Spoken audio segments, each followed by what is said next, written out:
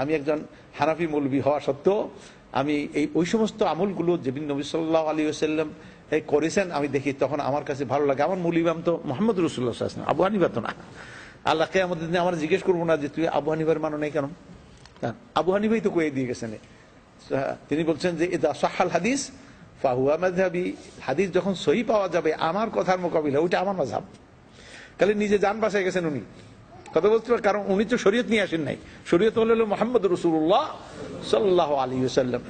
তারপরে তিনি পরিষ্কার বলেছেন যে লা ইয়াজুজু লিআহাদিন আন ইয়া'মালা বিরাই ইল্লা আন ইয়ারিফা মিন আইনা কুলত, যে এইটা কারোর জন্য এটা জায়েজ নাই আমার কোনো রায়ের উপরে আমল করা যতক্ষণ পর্যন্ত সে এটা জেনে না নেয় যে আমার কথার উৎস কোথায়, সনদ কোথায়, দলিল কোথায়, এটা জেনে এটার প্রতি সে আমল করে, তাহলে আন্দাজি তাকে মানতে নিষেধ করা হয়েছে। আর বিশেষ করে আমরা মৌলবীরা তা আন্দাজি মানতেই পারি না, কেমন দিন ধরবে। আপনাদের মধ্যে অনেকেই আছে যারা শরীয়তের মূলনীতিগুলি পড়েন না, কিছু করেন না, তারা মানলে তার আল্লাহ ছেড়ে দিবেন, যে ওর তো দোষ নাই, ওর যাই হোক ও এতখানি একোয়ার নলেজ একোয়ার করতে পারি নাই, ইচ্ছা থাকা সত্ত্বেও, চেষ্টা থাকা সত্ত্বেও তার আকীদা ভালো ছিল, হুজুর সাল্লাল্লাহু আলাইহি ওয়াসাল্লামকে মূল সারে মনে করেছে, তারপরে ইমামদের মানতে হয়, না মানলে সে সবাই এত খুচরা নলেজ তার একোয়ার করতে, তাদের কি। কিন্তু মৌলবীদের যারা এই সমস্ত ফেকা পড়বেন, উসুলে ফেকা পড়বেন, এই সমস্ত পড়ার পরে এরপরে তারা চক্ষু বন্ধ করে মেনে চলবেন, তা তো হতে পারে না।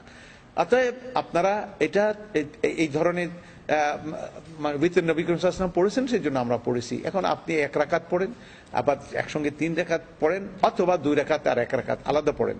2 রাকাত 1 রাকাত আলাদা পড়ার হাদিস বেশি শক্তিশালী, বর্ণনার দিকে বেশি পাওয়া যায়, সেই জন্য আমি এটাকে সমর্থন করি। আল্লাহু আ'লাম। এটা আসলে বোধহয় এসে গেছে, হানাফি মাযহাব মানা কি জরুরি নাকি 2 অথবা 3 মাযহাবের উপর যে কোনো মাসআলায় আমল করা যায়? না, কোনো মাযহাবের উপরে আমল, এই ক্ষেত্রে আমি এটা বলবো না যে কোনো মাযহাবের উপর আমল করা যায়, এটা বলবো না। কারণ হানাফি মাযহাব মানা যখন জরুরি না, তো অন্য মাযহাবের কথা আবার বলবো কেন? মূল হলো যে আমি একটা হানাফি মাযহাব মানি, ঠিক আছে, কিন্তু হানাফি মাযহাবের সঙ্গে যখন নবী সাল্লাল্লাহু আলাইহি ওয়াসাল্লামের কোনো ব্যাপার আমরা যখন জেনে ফেলি যে হুজুরের কথার সঙ্গে এই কথাটা মিলছে না, তখন তাৎক্ষণিকভাবে তখন হুজুরের কথার দিকে চলে যেতে হবে। হানাফি মাযহাব আর কোনো মাযহাবের এখানে প্রশ্ন নাই। হ্যাঁ, অন্য ইমামরা যদি বলে থাকেন তাহলে এটা ভালো যে তারা কোত্থেকে বলছেন আমরা জেনে নেই, দেখা গেল হাদিসটা শক্তিশালী, সুতরাং সেই হাদিসটা মানা ওই মাযহাবের উপর আমল হলো না, কার মাযহাবের উপর আমল হলো? নবী সাল্লাল্লাহু আলাইহি ওয়াসাল্লামের কথার উপর আমল করা হলো, এটাই হলো মূল বিষয়। জি।